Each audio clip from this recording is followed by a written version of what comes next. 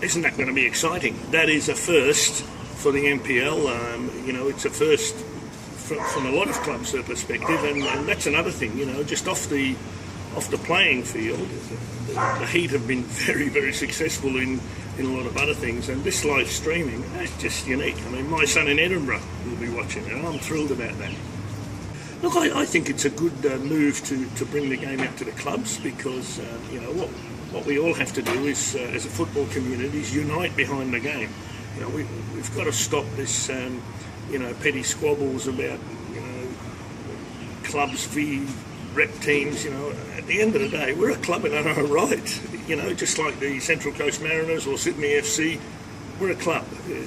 The difference is that we're competing in a high competition, and what we want to do is work together with the local clubs to try and get give an opportunity to the better players to play as high as they can.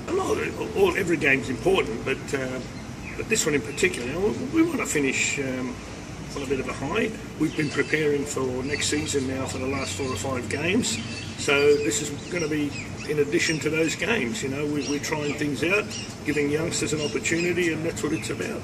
It's going to be a very inexperienced side. We've got all but 2 players are under 19 years of age this week, so the proof's in the pudding. We're actually genuine about giving youngsters an opportunity. When you've got experienced players like Matty Murphy, Jamie Carroll, Callum Wood, Josh Jennison, they're out for the season. They've been out for a while, with the exception of Carroll, who got injured last week. These are things that you have to deal with. Like I've said from the onset, it's a squad game. It's not just about the first 11. It's about the squad. We're going to stick to our playing philosophy. We're going to continue playing the way that we train, and that's how you get the experience to get be put up against quality sides like Sunshine Coast and be tested. And that's how you get better, by being tested week in, week out.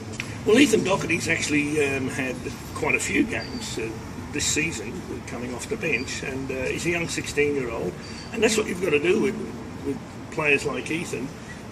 You've got to get them in at the right time, and then give them a break, and then bring them in again, because it's about development. You just don't want to put players in and get them to lose their confidence along the way. It's just about nurturing players.